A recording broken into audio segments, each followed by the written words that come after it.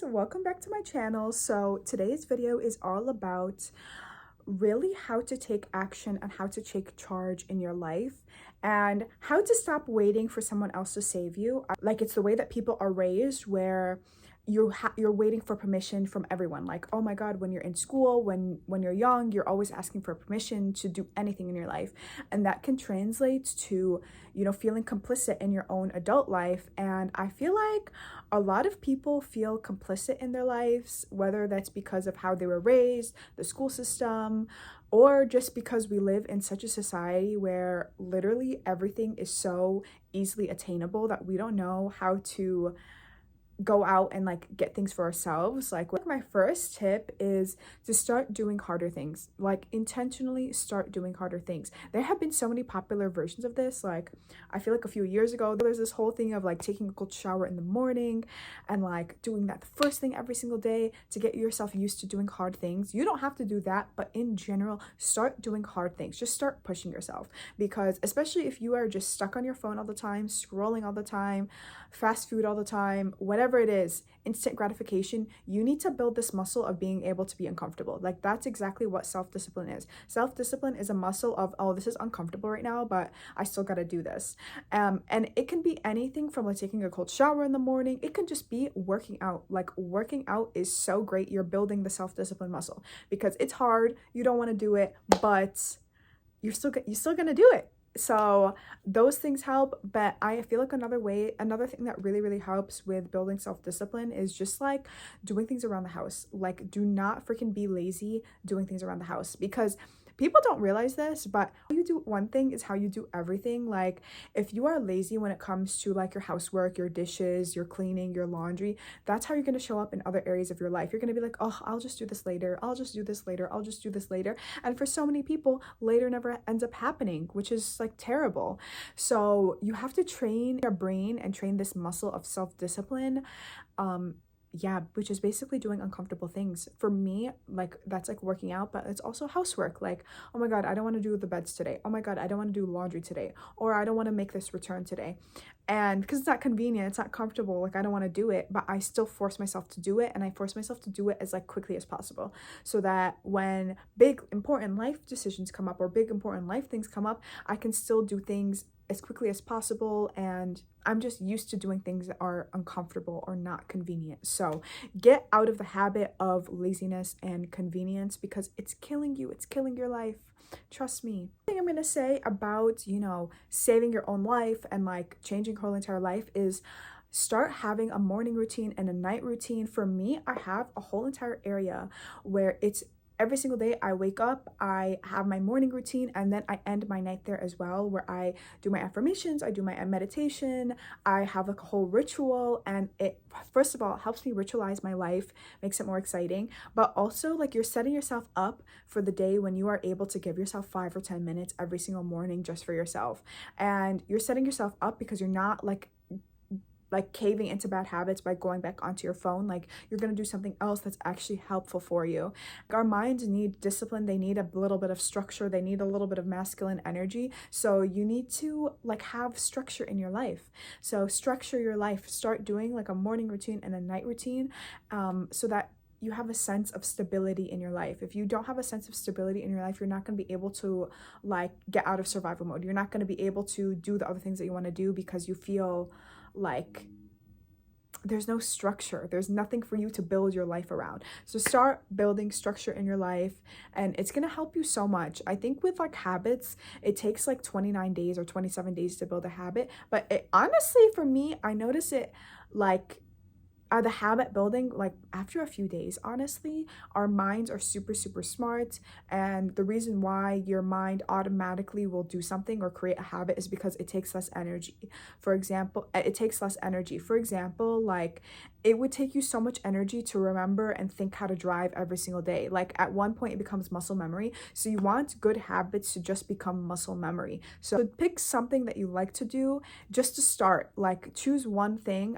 When you're building new habits, or structures, I wouldn't try to overwhelm yourself and do a million things and have an hour-long morning routine. Just pick one thing that's easy for you to do, that's easy for you to commit to, and it's going to make it so much easier for you to make changes in your life and just keep up with it. So, okay, another thing is, if you feel like you're being complicit in your life, I bet you that a big part of that is like social media. Oh my God. I talked about this before about our instant gratification culture, like our over consumeristic culture. It's just sucking the life out of you, because people don't realize that we are like creative beings. We're like souls. We have creative energy. And when you're constantly being fed, whether that's through media, through food, through shopping, like, you're draining your energy. That's out of balance. Like, you are supposed, the same way that you're breathe in, you have to breathe out. You can't just keep on receiving. At some point you have to exhale. So I try to keep that in mind.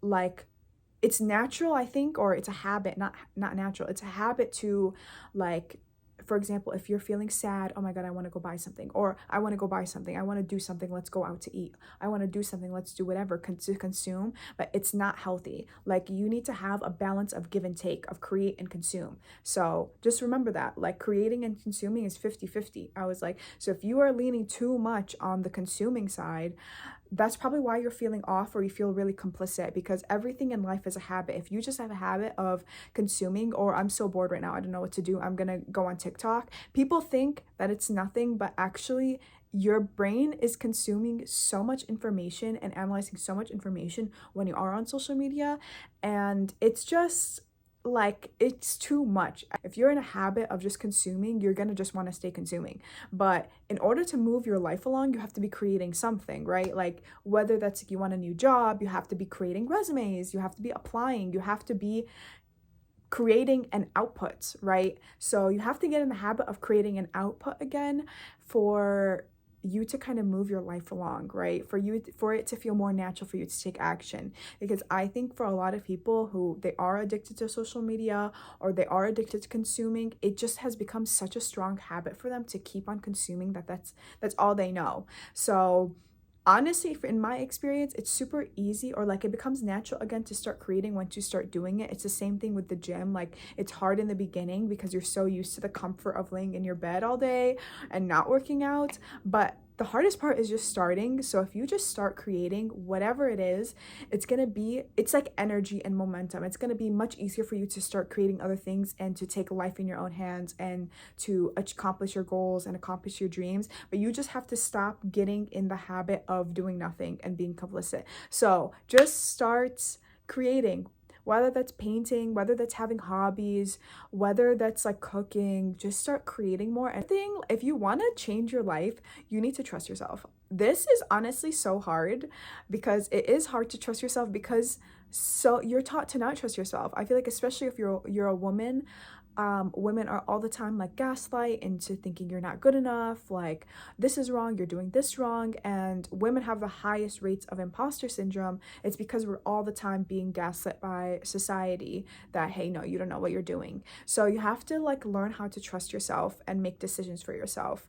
And you just start small, honestly. Like, even when it comes to like really, really small things, like, oh my God, I don't know what flavor of ice cream to choose. Like, should I try chocolate or should I try vanilla? Start that freaking small, and until you build up the confidence of, oh yeah, I chose the right thing. Like, I know how to like trust myself. I know how to choose things for myself. And I also think when it comes to trusting yourself, it is a muscle. It's like anything. It's like confidence is a muscle, self-discipline is a muscle, trusting yourself is a muscle. And it's something that just you get better at with practice, even though it is really, really hard. But something that does help with trusting yourself is stop asking other people for their opinion on your life. Like, realize that other people's opinions it's just an opinion. It's like their opinion, which is their view of the world, their values mixed with their experiences. So if you don't have the same values as that person, like, why would you take this person's opinion? If you don't have the same beliefs, or like, not beliefs, if you don't have the same experiences as this person, the same past experiences as this person, why would you take their opinion?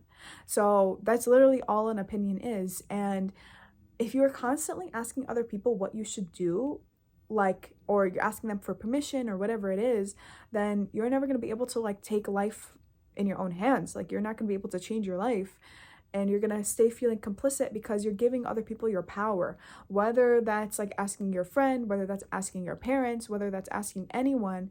If you're asking them their opinion all the time, it's like, who's the driver's seat of your life? Other people. And it's like, if other people have constantly been the driver's seat of your life, then it's going to feel uncomfortable and weird for you to start taking initiative in your life. So that's honestly one of the first steps of starting to take initiative and changing your life, is just like learning how to trust yourself and make decisions for yourself.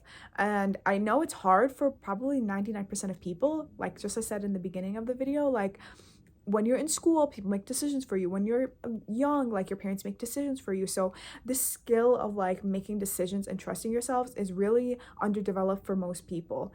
And it's why people feel like the need to like raise their hand, and like they're in school, raise their hand and ask for permission to go to the bathroom, ask for permission to like get a new job, ask for permission to do all these things. Subconsciously, you're wanting to ask permission because we have been taught to give our power away to other people for so long, or our power was taken away from us for so many years. So as adults, it's like a new way of living and being like empowered. It's new. So it's definitely a muscle that's hard, but it's the best muscle that you could ever learn to develop, is trusting yourself, listening to your own voice, making your own decisions. And I think something that helps me is that like there really is never really a wrong decision. Like, I think that like either you make quote unquote a right decision or you learn something. That's it. I was like, it's not that deep, even though it seems that deep, but it's not. You're either going to make the right decision or you're going to collect more data. That's it. And then you're going to get better and better and better because you've over time collected more and more data, and you can trust yourself. But the key to this is you cannot ask other people. Like, I challenge you to like not ask other people their opinions on your life for 30 days and just take ownership of your life and see how far you can get, because I think you will be surprised, one, how often you're giving your power away to other people, but how powerful you can actually be. You just have to give yourself the chance to express that power. I don't know if I'm going to say anymore. I think that sounds like a good video, but I hope these tips help, and I hope that, yeah, all your dreams come true and that you live an empowered life.